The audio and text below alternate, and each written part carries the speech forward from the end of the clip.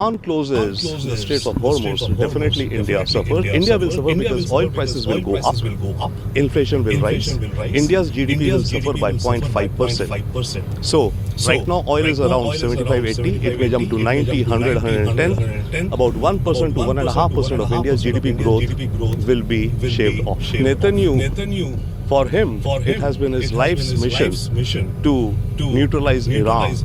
So he is thanking Trump and saying that Trump has done something great for civilization. Yes, what he is saying is also that I have done something great for civilization, which history will remember for generations. It is Netanyahu's legacy that he is building up. Yes, of course, in that journey, he needed the help of Trump, and he has been able to draw in American forces towards his mission of neutralizing Iran.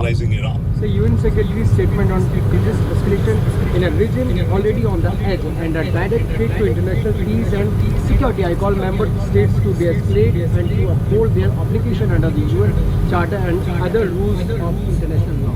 See, what the UN Secretary General is saying something correct, that there is a danger to humanity, civilization, and so on and so forth. However, the unfortunate fact is that the United Nations is completely toothless. Nobody listens to UN, especially the United States. So the UN and the UN Security Council, they may drop, they may have some meetings, vote for some resolutions which will be vetoed by America.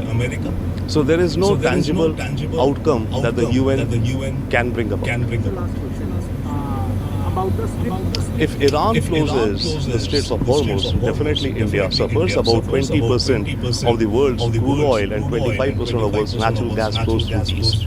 Qatar's gas, which we buy, almost all flows through this, right? Kuwaiti oil, 70% of Saudi oil comes through the Straits of Hormuz. If that happens, which is expected, India will suffer because oil prices will go up, inflation will rise, and there is an estimate that for every $10 increase in the price of crude oil, India's GDP will suffer by 0.5%. So, right now oil is around 75-80, it may jump to 90, 100, 110. So if it jumps by around $20, $30, it means about 1% to 1.5% of India's GDP growth will be shaved off. देखिए, United states of America के द्वारा ये जो कार्रवाई Iran के नाफकी प्रतिष्ठानों के खिलाफ की गई है, एक मेजर मिलिट्री एक्शन है, एक मेजर एस्केलेशन है. Shalom, giving all praises unto Yahweh, Ba'ashem Yahweh Shai, Ba'ashem Kor HaKodash. All praise unto Yahweh, Ba'ashem Kor HaKodash. Double honors unto the apostles of Great Millstone and honest true brothers that be pushing this truth in sincerity throughout the four corners of the earth. I'm the brother Abadia coming out here to give you this truth through the grace and mercy of Yahweh, Ba'ashem Yahweh Shai, Ba'ashem Kor HaKodash. Right, so this is going to be a relatively short video based upon this infographic that we've just watched off of NDTV Prophet, and presumably this is one of the leaders or spokespersons of India, and he's explaining the situation.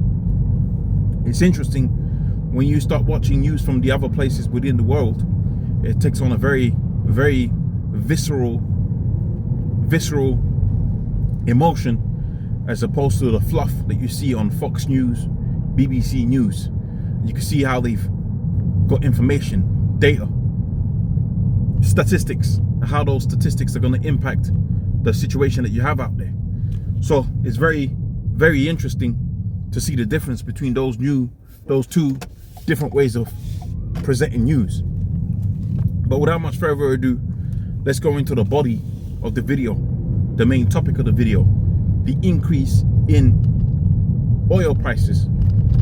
So we've seen a situation where Iran's been bombarded by not a real Jew and also Trump, which is very interesting when you see those two sat next together.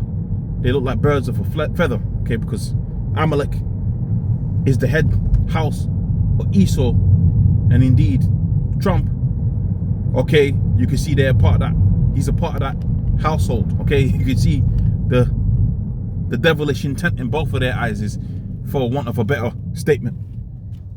But what we see is a situation where Iran's been bombarded, and they basically have a few options on how to retaliate, which I'm going to use those options as the caption for the videos. Okay, the caption for this particular video, rather more. And one of the things that's on the card is obviously it's going to impact oil prices. All right, you heard about the Strait of Hamas.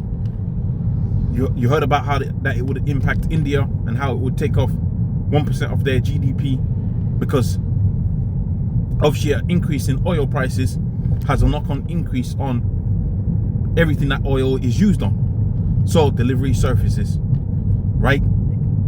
Freight. What else comes to mind? Everything that you see within the world is connected directly or indirectly to the movement of freight or to oil, rather more, for a lack of a better way of putting it. It's all linked up to oil, because oil is how things are moved to and fro. Production materials, all of that. It's all based upon oil. So this is an inflationary position that we see ourselves in, and it's most likely that that's what's going to happen. They're going to use the resources that they have. Let's just be real about it. All of these missiles that's been going to and fro, these are very expensive missiles, and from my understanding, Iran's getting towards the limit of how much resources they have in terms of military arsenal, and they're getting to the stage where they're going to use other tactics and other means to retaliate, which what's one of the things that's on the cards is to make it very difficult in terms of putting pressure on the oil prices. That's going to affect America as well as the rest of the world. So the next couple of days is going to be very interesting. The next couple of days is going to be very interesting to see how they're going to retaliate and what's going to happen on the global scheme, global world stage. And it's beautiful to see it, to watch how these prophecies are coming to pass. Needless to say, the scripture says that good victuals shall be so good cheap upon the face of the earth, they shall think themselves to be in good case. And you can see how very easily overnight the price of goods could go through the roof. You can see very easily overnight it could become unviable for particular industries to exist, because simply the margins are very low. Farming, the margins are very low. Okay, most industries that depend, most of these industries, they're working on very thin margins, right? The car industry, very thin margins. They make very thin margins on the cars, right? I've already mentioned the other example, but a knock-on increase of $10 a barrel, that could have a disastrous impact on the global economy, pushing the world into a global recession,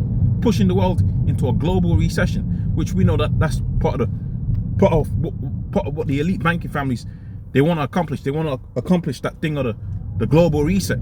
So, you know, the scripture says the heart is deep. You could assume that this was already a part of the whole, you know, the bigger picture, as they say. Okay, this could have been a part of the bigger picture, and it was already something that was calculated. All right, if we put pressure on Iran, right, we can knock two birds out with one stone, so to speak. We can get rid of the so-called threat out there within the Middle East, and on top of that, we can also have this world go into a global meltdown, global financial meltdown, right, off of the back of oil prices increasing, right? And again, like I said, food is dependent on oil prices. You work in the restaurant industry, you're working on very thin margins, right? The food prices go up, people ain't coming out to eat anymore. That's it, you're done, you're finished.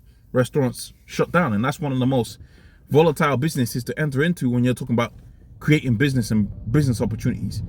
The worst industry to try to start a business in is in the food industry. Margins are low, right? And it's very volatile. Beverages, the same thing. Okay, beverages, the same thing.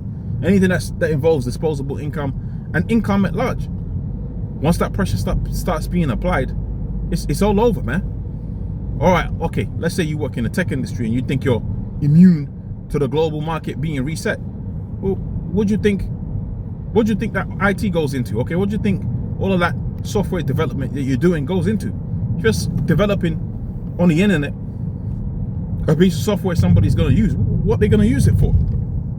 Trade. To trade what? To trade something that's based upon this oil being cheap. Now that price goes through the roof. Now all of a sudden you're out of a job. Again, like I said, victuals shall be so good cheap upon the face of the earth, they shall think themselves to be in good case. And all of a sudden, boom, everything changes.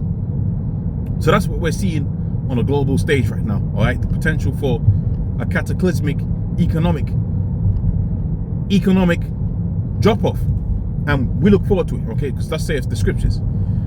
There was another point that I wanted to make, but it escapes my mind right now. So hopefully that was of edification. With that, I'm gonna say all praises unto Yahweh Shema Shai Bashim Kohakodash. Double honors unto the apostles of Great Millstone and our honest you brothers that be pushing this truth in sincerity throughout the four corners of the earth. Shalom.